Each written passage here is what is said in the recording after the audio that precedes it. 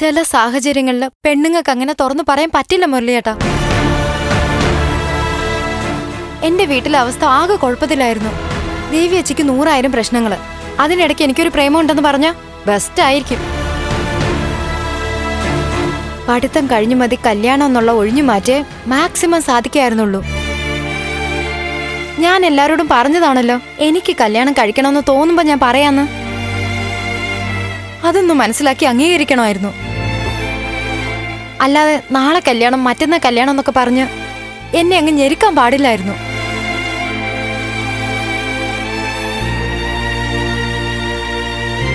Okay ശരി, ഇതിലിപ്പോ പകുതി ഭാഗം തെറ്റ് ഞങ്ങളുടെ ഭാഗത്തും പകുതി ഭാഗം തെറ്റ് ശാരിയുടെ ഭാഗത്തും. നവീന്റെ കാര്യം കൂടി ചിന്തിച്ചിട്ട് ഞാൻ ചൂടായത്. ശാരികയെ പോലെ അവനും ഉണ്ടല്ലോ അവകാശങ്ങൾ. പോട്ടെ, അപ്പോ ശാരികയ്ക്ക് വേറൊരാളെ ഇഷ്ടമാണല്ലേ? അതെ മുരളിയേട്ടാ. ഓക്കെ, അതാരാണോ എന്താണെന്നൊന്നും ഞാനിപ്പോ ചോദിക്കുന്നില്ലേ. മുരളിയേട്ടൻ ചോദിച്ചാലും അത് ഞാനിപ്പോ പറയാനും പോകുന്നില്ല. അതൊക്കെ ശാരികയുടെ വ്യക്തിപരമായ കാര്യങ്ങൾ. അപ്പോ നവീന് വേണ്ടി വേറെ ആലോചന നോക്കാലോ അല്ലേ? എനിക്ക് അതിന് കൃത്യമായൊരു മറുപടി തന്നാൽ മതി. വേറെ ആലോചനകൾ നോക്കണം, അതും കൂടെ പറയാനാ ഞാൻ മുരളിയേട്ടനെ വിളിച്ചത്. മതി, ഇപ്പോ കാര്യങ്ങൾ ക്ലിയറായി. ഇനിയുള്ള കാര്യങ്ങൾ ഞാൻ നോക്കിയോളാം. ശാരിക വയ്ക്കും. മുരളിയേട്ടാ, എന്നോട് ദേഷ്യമൊന്നും തോന്നരുത്. കുറച്ച് നേരത്തെ ദേഷ്യം ഉണ്ടായിരുന്നു, ഇപ്പൊ അത് മാറി. ഇനി ശാരികയ്ക്ക് ടെൻഷൻ തരാൻ ഞങ്ങൾ ഈ കാര്യത്തിന് വേണ്ടി അങ്ങോട്ട് വരില്ല. ഇപ്പോഴാ ഒരു സമാധാനമായത്. പിന്നെ എന്റെ അനിയത്തിയുടെ സ്ഥാനമുള്ളതുകൊണ്ട് ഞാൻ വേറൊരു കാര്യം പറയാൻ ശാരി. ഈ പ്രണയം തലയ്ക്ക് പിടിക്കുമ്പോ പ്രണയം മാത്രമേ മനസ്സിലുണ്ടാവൂ. യാഥാർത്ഥ്യങ്ങളെക്കുറിച്ച് ചിന്തിക്കില്ല. സ്നേഹിക്കുന്ന ആൾ ആരാണെന്നും അയാളുടെ രീതികളും സ്വഭാവങ്ങളും ഒക്കെ വ്യക്തമായിട്ട് അറിയണം ശാരി. മതവും ജാതിയൊന്നുമല്ല ഞാൻ ഉദ്ദേശിക്കുന്നത്, അയാളുടെ മനസ്സാ. അബദ്ധമായി പോയെന്ന് പിന്നീട് തോന്നരുത്. അനുഭവിക്കാൻ നീ മാത്രമേ കാണൂ. എനിക്കറിയാം മുരളിയേട്ടാ, എന്റെ ഇഷ്ടങ്ങളെല്ലാം അതുപോലെ മറ്റുള്ളവരെടുക്കണമെന്നില്ല. പക്ഷെ എന്റെ മനസ്സിനൊപ്പോ ഞാൻ നിൽക്കുന്നത്. പ്രണയം, പ്രേമം അങ്ങനെ പൈങ്കിളി പേരിട്ട് വിളിക്കേണ്ട ഒന്നല്ല അത്. അത് ജീവിതമാണ്, ഞാൻ ആഗ്രഹിക്കുന്ന ജീവിതം. ഓക്കെ ശാരി, സമാധാനമായിട്ട് പൊയ്ക്കോ. മുരളിയേട്ടൻ കാര്യങ്ങൾ മനസ്സിലാക്കുന്ന ആളായോണ്ടാ ഇതിപ്പോ ഉൾക്കൊള്ളാൻ പറ്റിയേ. പക്ഷെ എന്റെ വീട്ടിലറിയുമ്പോ ഇത് പ്രശ്നമാവും. അതുപോലെ ദേവിയേച്ചി, മുരളിയേട്ടന്റെ വീട്ടുകാര്. അതിൽ ശാരി ടെൻഷൻ ആവണ്ട. പക്ഷേ ആലോചന ഇത്രയും മുന്നോട്ട് കൊണ്ടുപോയതുകൊണ്ട് ഒറ്റയടിക്ക് അത് അവസാനിപ്പിച്ച പ്രശ്നവും. വരട്ടെ, അതിന്റെ രീതിയിൽ ഞാൻ പറഞ്ഞോളാം. മാധവനങ്ങൾ ഞാൻ എന്തായാലും വിളിക്കുന്നുണ്ട്. ഞാൻ ഈ പറഞ്ഞ കാര്യങ്ങളൊന്നും ഇപ്പൊ മറ്റാരോടും പറയേണ്ട മുരളിയേട്ടാ. ശാരി പൊയ്ക്കോ, പഠിത്തത്തിൽ ശ്രദ്ധിക്കും. ഞാൻ വീട്ടിലേക്ക് വിടണോ? വേണ്ട മുരളിയേട്ടാ, എന്റെ ഫ്രണ്ട്സ് അപ്പുറത്തുണ്ട്, ഞാൻ അവരുടെ കൂടെ പൊയ്ക്കോളാം. പിന്നെ ഞാൻ നേരത്തെ പറഞ്ഞ കാര്യം മറക്കണ്ട. ജീവിതത്തിലേക്ക് തിരഞ്ഞെടുക്കുന്ന ആളിനെ കുറിച്ച് വ്യക്തമായിട്ട് അറിഞ്ഞിരിക്കണം. പോട്ടെ.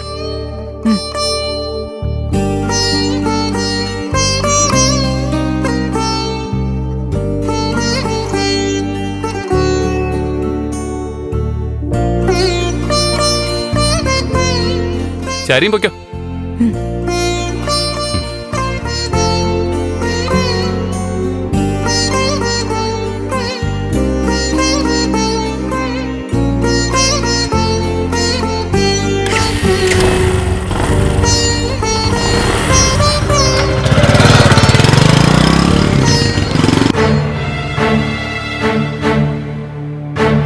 സാമ്പത്തികമായിട്ട് പാർട്ടി വളരെ ഞെരുക്കത്തിലാ. അല്ല, സിദ്ധാർത്ഥനത് അറിയാമല്ലോ. അധികം വൈകാതെ തെരഞ്ഞെടുപ്പും വരും. നമുക്ക് സംസ്ഥാന സമിതി ചർച്ച ചെയ്യാൻ മിനിസ്റ്ററെ. അല്ല, ഫണ്ടിന് വേണ്ടി നമ്മൾ ജനങ്ങൾക്കിടയിലേക്ക് ഇറങ്ങണം. ജില്ലാ കമ്മിറ്റികൾ വഴി നല്ലൊരു തുക പിരിച്ചെടുക്കണം. ഏയ്, പിരിവൊന്നും എളുപ്പമല്ല. അത് നെഗറ്റീവ് അടിക്കും. തെരഞ്ഞെടുപ്പ് അടുക്കുന്ന സമയത്ത് പ്രത്യേകിച്ചും. അത് തെറ്റിദ്ധാരണയാണ്. ജനങ്ങൾക്ക് നമ്മൾ ചെയ്യുന്നത് നന്മയാണെങ്കിൽ ജനങ്ങൾ തിരിച്ചും സഹായിക്കും.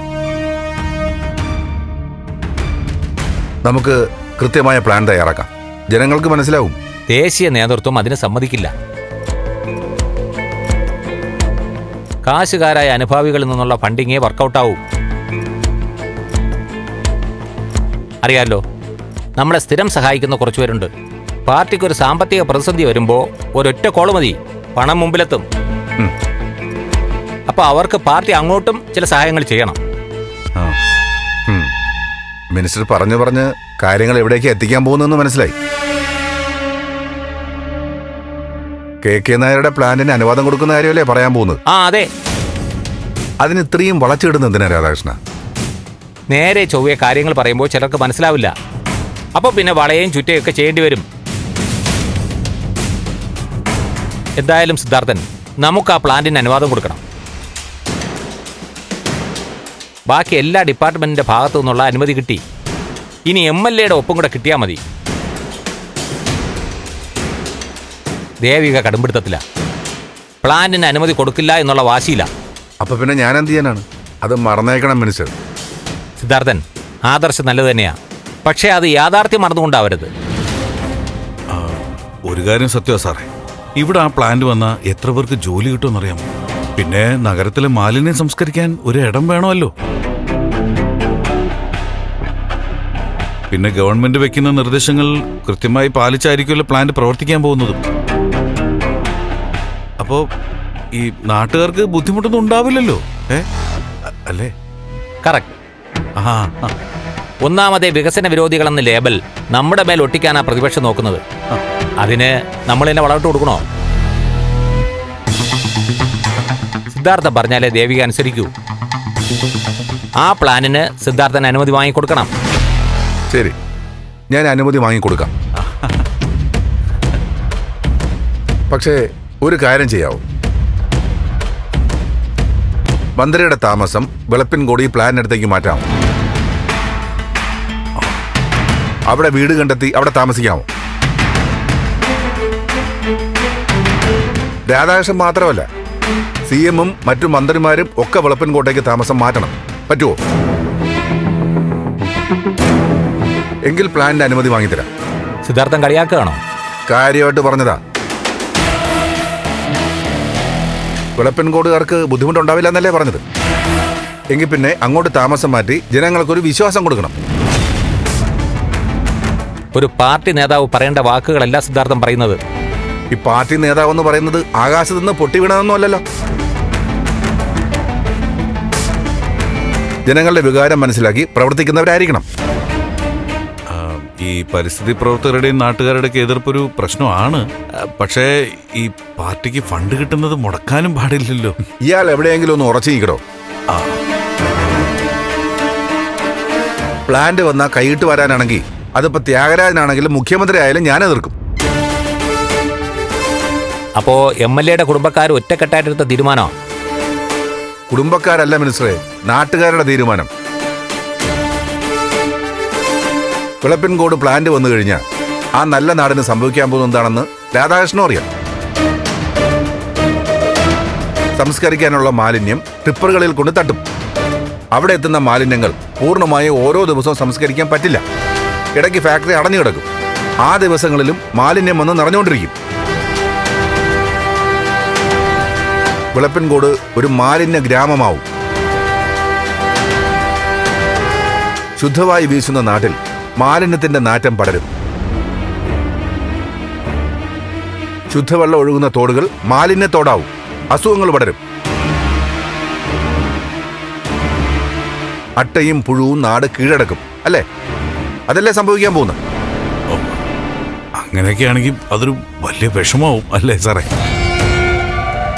അല്ല, അത് പണിയാവും. അതുകൊണ്ടാണ് ഞാൻ പറഞ്ഞത്, ആദ്യം നിങ്ങൾ അവിടെ ചെന്ന് താമസിക്കും. ഓ, അങ്ങനെയാണല്ലേ? ഞാനും മന്ത്രിസഭയിലെ എല്ലാവരും കൂട്ടത്തോടെ വിളപ്പുംകോട് താമസം മാറ്റിയാൽ നടപടിയാവും അല്ലേ? അതെ രാധാകൃഷ്ണ, അങ്ങനെ തന്നെ. മാലിന്യ പ്ലാന്റ് വേണം. അതിന് കൃത്യമായ ഒരുക്കങ്ങൾ വേണം. വിളപ്പൻകോട് എന്ന പ്രദേശം പ്ലാന്റിന് ഒട്ടും അനുയോജ്യമല്ല. വളരെ വില കുറച്ച് KK നായർക്ക് അവിടെ ഭൂമി കിട്ടിയെന്നുള്ളതാണ് ആ പ്രദേശത്ത് ഫാക്ടറി വരാനുള്ള കാരണം, അല്ലേ? നടക്കില്ല രാധാകൃഷ്ണ. ജനങ്ങളുടെ ജീവൻ പണയം വെച്ചിട്ടല്ല പാർട്ടിക്ക് ഫണ്ട് ഉണ്ടാക്കേണ്ടത്. അപ്പോ ഈ വിഷയത്തിൽ സിദ്ധാർത്ഥൻ സാർ ഒരു വഴി കണ്ടു കാണും അല്ലേ? അതെന്ത് വേണോന്ന് മുതിർന്ന നേതാക്കൾ തീരുമാനിച്ചോളും. രാജരാജൻ ചെല്ല്. ഓ സാറേ, എന്നാ ഞാൻ അങ്ങോട്ട്. സിദ്ധാർത്ഥൻ, ഒരു കാര്യം ഞാൻ പറഞ്ഞേക്കാം, ഈ പിൻ സീറ്റ് ഡ്രൈവ് അധികകാലം പോവില്ല. എന്നെക്കാൾ തിരിച്ചറിവുള്ള ആളാ ദേവിക. വാഹനം എങ്ങനെ ഓടിക്കണമെന്ന് ദേവിക്ക് നന്നായിട്ടറിയാം. ഒരു പിൻസീറ്റ് ഡ്രൈവിങ്ങും ആവശ്യമില്ല. ദേവികയെ തടയാന്ന് ആരും വിചാരിക്കുകയും വേണ്ട. രാധാകൃഷ്ണ, പറ്റുമെങ്കിൽ ഒരു ഉപകാരം ചെയ്യും. ഈ പ്ലാന്റിന്റെ നിർമ്മാണത്തിൽ നിന്ന് പിന്മാറാൻ KK നായരെ ഒന്ന് ഉപദേശിക്കും. അല്ലെങ്കിൽ അനുയോജ്യമായ മറ്റൊരു സ്ഥലത്തേക്ക് മാറ്റാൻ പറ. കൃത്യമായ രൂപരേഖ തയ്യാറാക്കാൻ ആവശ്യപ്പെടും. നാടിന് ദോഷമായ ഈ പ്ലാന്റിന് നമ്മൾ കൂട്ടി നിൽക്കരുത് രാധാകൃഷ്ണ. മനുഷ്യനെന്ന നിലയ്ക്ക് സ്നേഹത്തോടെ പറയുക.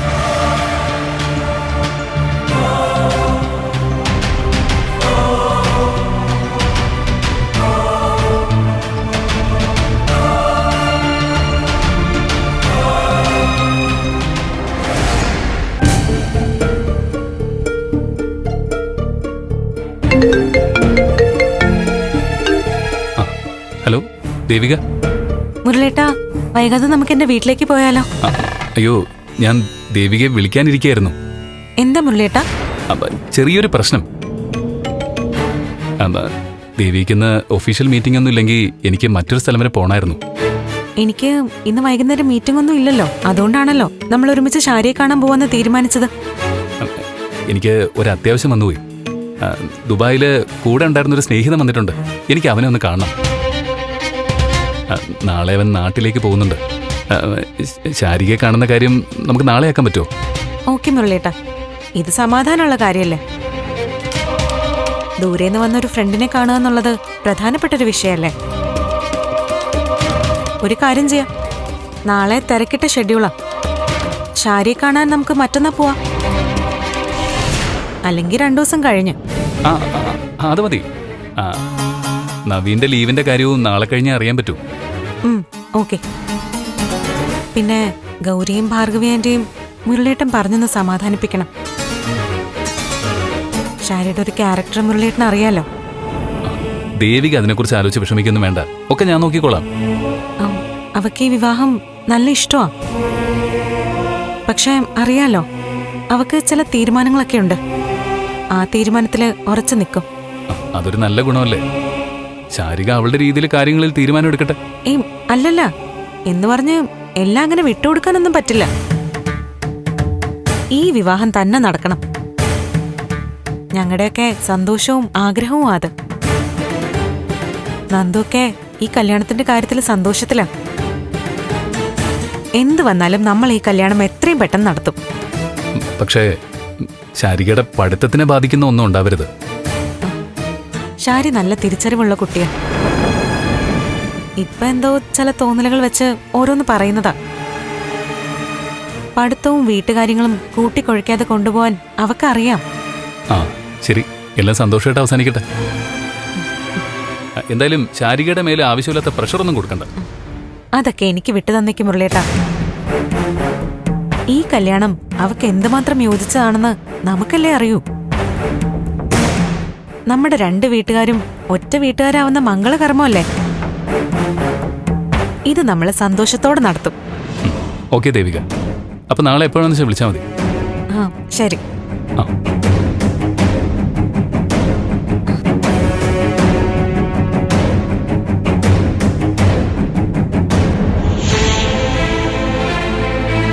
മുരളേട്ടാ, അവിടെ എത്ര മണിക്കാ മുരളേട്ടന് ദേവിക ശാരികയെ കാണാൻ പോകുന്നത്? ദേവികത ഇപ്പൊ വിളിച്ചതേ ഉള്ളൂ. ദേവികയ്ക്ക് പാർട്ടി ഓഫീസിൽ അത്യാവശ്യമായിട്ട് ചില മീറ്റിങ്ങുകളുണ്ടെന്ന്. 2 ദിവസം കഴിഞ്ഞിട്ട് പോവാം. ആണോ? അയ്യോ, അപ്പൊ അമ്മയോട് എന്തു പറയും? അമ്മ ഇന്ന് തന്നെ കാര്യങ്ങൾ അറിയണമെന്ന് പറഞ്ഞാ നിൽക്കുന്നേ. അതൊക്കെ നമുക്ക് പറഞ്ഞ് സമാധാനിപ്പിക്കാം. ശാരിക എന്തിനാ ഇങ്ങനെ ഉഴപ്പുന്നേ? എന്തായാലും ശരി, പെണ്ണും കണ്ട് ബന്ധുക്കളെല്ലാരും അറിയുകയും ചെയ്തു. ഇനി കല്യാണം എത്രയും പെട്ടെന്ന് നടത്തണം. അങ്ങനെ കിടന്ന് വെപ്രാളം കാണിക്കാതെ. ഇത് കല്യാണമാ, കല്യാണം കളിയല്ല, കേട്ടിട്ടില്ലേ?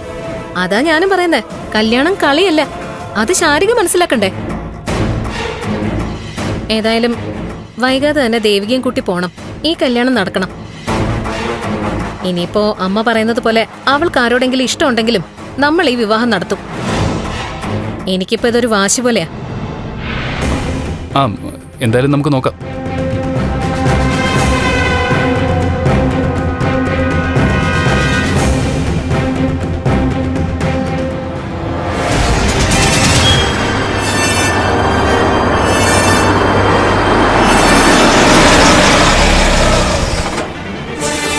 വന്നു.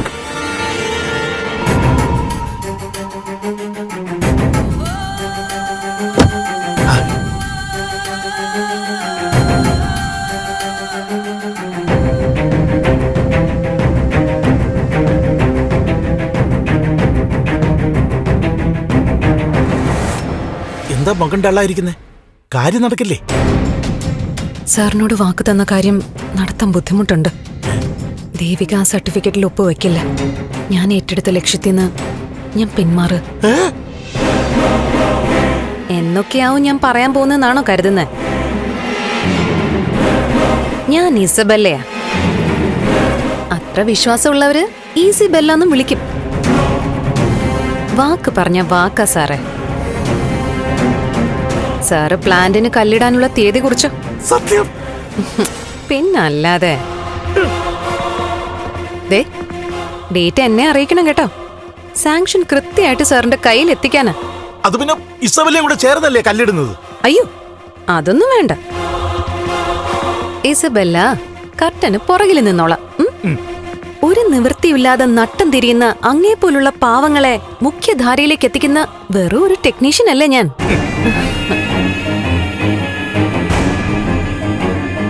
പിന്നെ പറഞ്ഞതൊക്കെ കൃത്യമായിട്ട് ചെയ്താ മതി സാറ്. MLA സാങ്ഷൻ കിട്ടുന്നതിന്റെ അടുത്ത ദിവസം തുക കൃത്യമായി അക്കൗണ്ടിലെത്തും. അല്ല, സർട്ടിഫിക്കറ്റ് കിട്ടുമ്പോ ഇടുന്ന കാശ് മാത്രം പോരല്ലോ. പ്ലാന്റ് പ്രവർത്തിച്ചു തുടങ്ങിയ ലാഭവിഹിതത്തിന്റെ ഒരു പെർസെന്റേജ് കൂടി ഞാൻ പറഞ്ഞിരുന്നു. അതിന്റെ ബുദ്ധിമുട്ടുകൾ ഞാൻ സൂചിപ്പിച്ചിരുന്നല്ലോ ഇസബെല്ല. അയ്യോ, അത് സാറ് സീരിയസ് ആയിട്ട് പറഞ്ഞാണോ? ഷേ, അത് ഞാൻ അറിഞ്ഞില്ല. തമാശയാണെന്നാ ഞാൻ കരുതിയേ. എന്നോട് കൃത്യമായിട്ട് പറയണ്ടേ?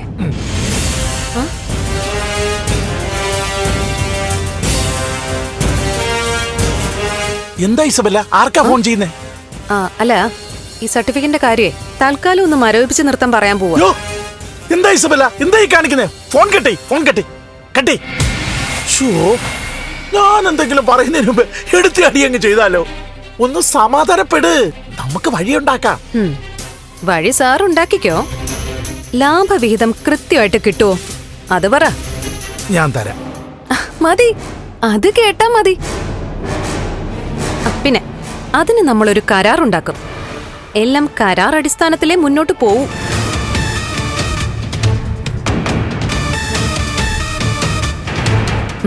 എന്താ ഒരു ആലോചന? കാര്യം കഴിഞ്ഞ കാലുമാറി കളയാന്നൊന്നും വിചാരിക്കണ്ട. പിന്നെ എന്നെ ഒതുക്കാന്നും വിചാരിക്കണ്ട. സാറിന് കാശ് കാണും, പക്ഷേ എന്റെ ഒരു നെറ്റ്വർക്ക് വെച്ച്. എന്റെ ഇസബെല്ല, ഞാനല്ലേ സംഭവിച്ചു എന്ന് പറഞ്ഞില്ലേ? നമ്മൾ ഒറ്റ ടീമാ. ഇനി ഇതുപോലെ പല സംരംഭങ്ങളും നമ്മൾ ഒരുമിച്ച് കൊണ്ടുപോകും. അതിനൊക്കെ ഞാൻ കൂടെ ഉണ്ടാവും.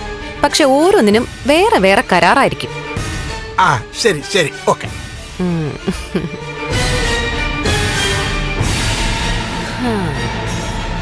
അത് പോട്ടെ, ഇതിപ്പോ എങ്ങനെയാ MLA വീഴ്ത്തിയത്? അതൊന്നും സാർ അറിയണ്ട. ഇതിന്റെ പിന്നിൽ കുറെ പേരുണ്ടെന്ന് മാത്രം അറിഞ്ഞാ മതി. ഈ സാർ ആദ്യം തന്ന കാശ് എല്ലാവർക്കും കൂടി വീതം വെക്കാനേ തികയൂ. അതുകൊണ്ടാ ലാഭത്തിന്റെ പങ്ക് ഞാൻ ചോദിച്ചത്. പിന്നെ തർക്കവും ബഹളവും ഒക്കെ ആയിട്ട് ബേസ് പ്ലാന്റ് ഒരു നാറ്റക്കേസ് ആവാൻ പാടില്ല. Okay Isabella. അല്ല, അപ്പൊ എന്നായിരിക്കും സർട്ടിഫിക്കറ്റ് എന്റെ കയ്യിൽ കിട്ടുന്നത്? കൃത്യം ഡേറ്റ് ഒന്നും പറയാൻ പറ്റില്ല, പക്ഷെ എത്രയും പെട്ടെന്ന് തന്നെ കിട്ടും. അത് മാത്രം അറിഞ്ഞാ മതി. മതി, എനിക്കിപ്പോ ഇസബെല്ലയെ വിശ്വാസമാണ് 100%. പക്ഷേ എനിക്ക് കെ സാറിന് അത്ര വിശ്വാസം പോരാ. ആരെയും 1% പോലും വിശ്വസിച്ച് ജീവിക്കരുതെന്ന് എന്റെ പോളിസി. അപ്പൊ ശരി. ഓക്കെ.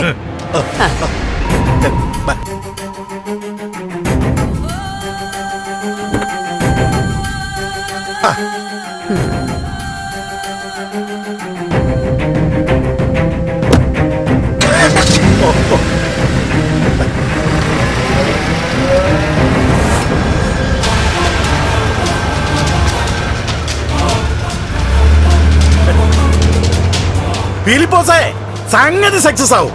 ആ പിന്നെ അല്ലാതെ. ഓക്കെ ഓക്കെ, വരും, കാണാം.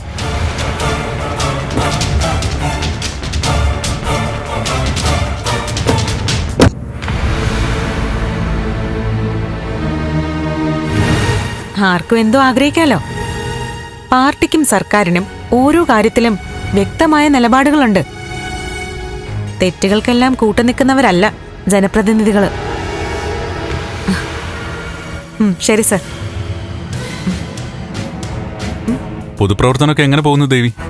ആഹാ, പതിവില്ലാത്ത ചോദ്യമാണല്ലോ നന്ദുന്റെ. എന്തായാലും നന്നായി പോകുന്നുണ്ട്.